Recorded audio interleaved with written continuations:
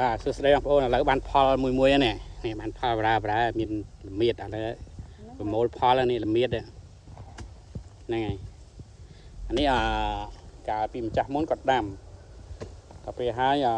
ដីវាណែនពេកវាអត់ទៅមើមបងប្អូនកោះមកបានប៉ុណ្ណឹងណានេះមើលនេះកោះហើយបងប្អូនហ្នឹងកោះហើយបានប្រមូលផលបានខ្លះហើយដីហ្នឹងដាំដំណាំថ្មីគាត់ទៅគាត់ដំណាំចាស់ចេញដាក់ដំណាំថ្មីម្ដង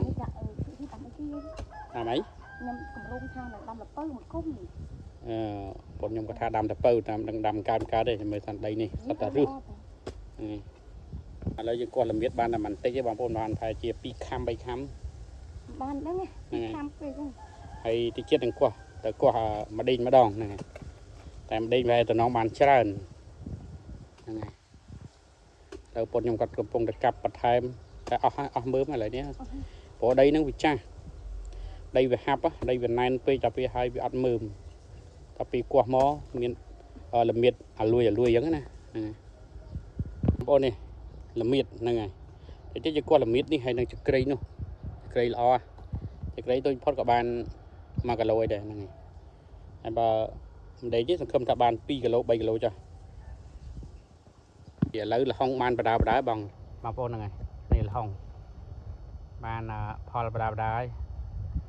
ចង់បញ្ជាក់ប្រាប់បងប្អូនថាដីនេះមិនមែនដីខ្ញុំទេចង់និយាយចឹងណាដីនេះគឺជាដីរបស់យាយរតនាដែលគាត់បានទៅរស់នៅកាណាដាណាហើយកាលពីអាទិត្យមុនមានចោលចូលកាត់ម៉ាស៊ីនត្រជាក់គាត់អញ្ចឹងនេះកាត់ម៉ាស៊ីនត្រជាក់គាត់ហ្នឹងគាត់ទ្វារចូលអញ្ចឹងហើយក៏ខ្ញុំឆាតទៅគាត់ទៅខាងប្រទេសកាណាដាហ្នឹងដើម្បីប្រាប់ដំណឹងអំពីចោលលួចកាត់ម៉ាស៊ីនត្រជាក់គាត់ហ្នឹងពេលដែលនេះហើយ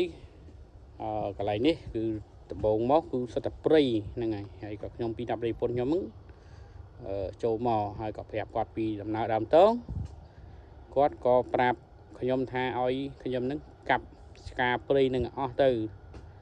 ហើយធ្វើដីធ្វើអីនឹងស្អាតទៅពេលហ្នឹងក៏ខ្ញុំមានគំនិតមួយថាចង់ដាំដំណាំហ្នឹងហើយចង់ដាំដំណាំហើយបងប្អូនចាំមើលតិចទៀតកន្លែងហ្នឹងនឹងគេហៅថានឹងប្រែទៅជាតំបន់គេហៅថាបៃតងណាហ្នឹងហើយតិចទៀតខ្ញុំដាំគ្រប់សពបែបយ៉ាងអស់មានដូចជាស្ពៃកញ្ញាញ់ត្រប់ក្រគូតកួនអីចឹងទៅហ្នឹងហើយដំណាំហូបផ្លែបានច្រើនមានដូចជានូងមានដូចជាតឡាចមានដូចជាអីចឹងទៅហ្នឹងហើយយើងកុំទុកដីធានីចោលបាទអរគុណច្រើនហ្នឹងហើយ